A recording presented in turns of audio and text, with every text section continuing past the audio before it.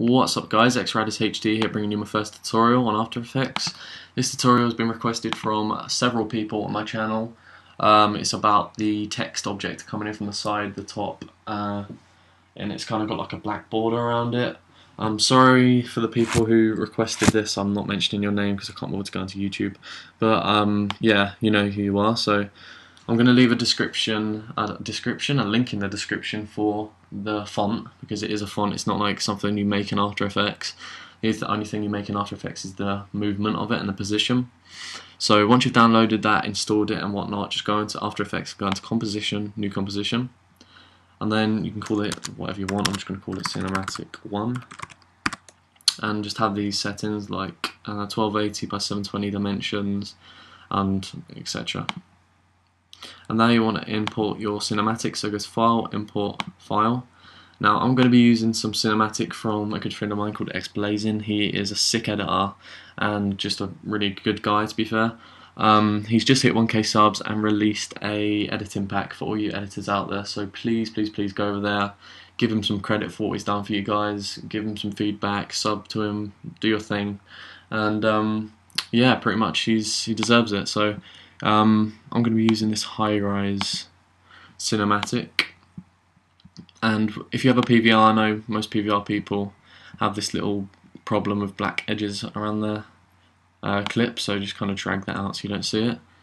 Now if I'm going to add a color correction, you don't have to do this, but I think it looks a lot better if you do that. So go into Effect, Color Correction, Curves.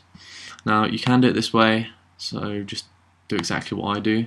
Get it this way and then go on there on the little down arrow, go to blue. And if I do choose to use this just simply because I can't bother to use my other plugin, which is called Magic Bullet Looks, I just use that. But I'm going to be using my other one to show you guys how good Magic Bullet Looks is. So pretty much make sure your clip is selected, go to Effect, Magic Bullet Looks, and click on Edit. Then pretty much I only use this, guys, because it has loads and loads of different presets, or you can make your own preset and stuff by going to Tools and just kind of doing what you want. So what I like to do is add the curves first, pretty much have it like an S shape like I just did in that curves on the color correction tool a minute ago. Kind of do it like an S. Don't make it too dark though, just it depends what map you have that you're editing to. So once you've done that, go to Subject on the Tools sidebar, then go to Lift Gamma Grain. And as I said, it just depends what kind of map that you've got and like what the colour of the map is. I'm kind of going to do this kind of orangey and then kind of have like a grim blue effect to it as well. I think that looks okay like that. And then also go to Tools and then go to Matte, I think it is, yep, and then go to Diffusion and drag that on. And what diffusion does, if anything white, it pretty much adds a glow to it, so that looks really quite soft and smooth.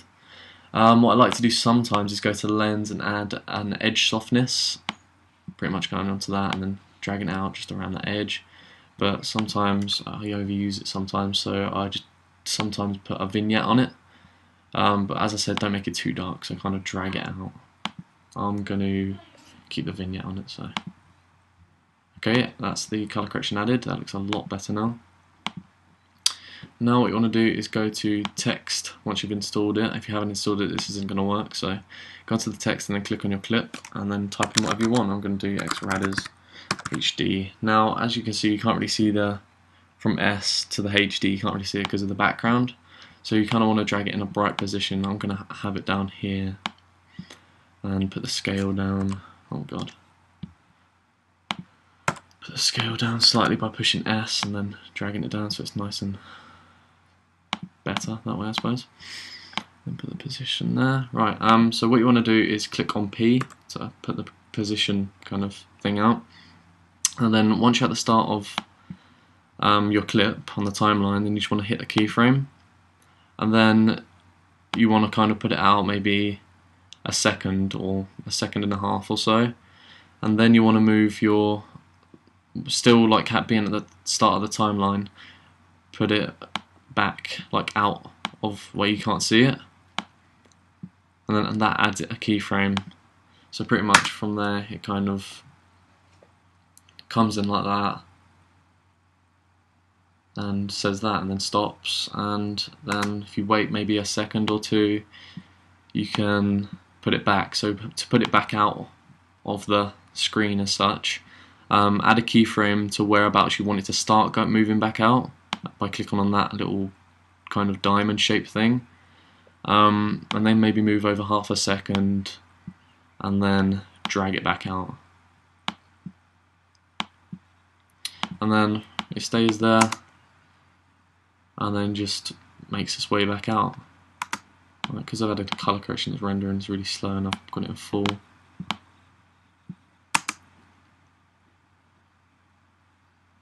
Alright, I'm gonna hang on 2 secs. I'm just gonna get rid of that for a second. It goes a lot faster then, and as you see, it just trolls off on its own. What I like to do as well is add a kind of like a wiggle to the clip.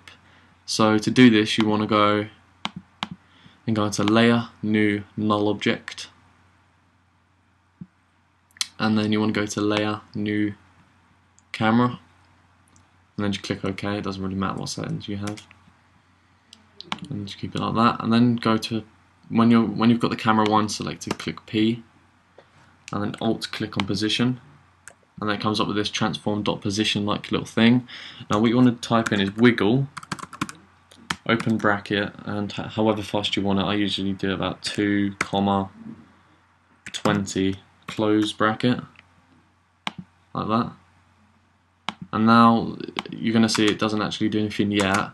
So what you want to do is parent the null object, the null one, to the camera, and then whatever you want to wiggle, then you want to parent that to the null object.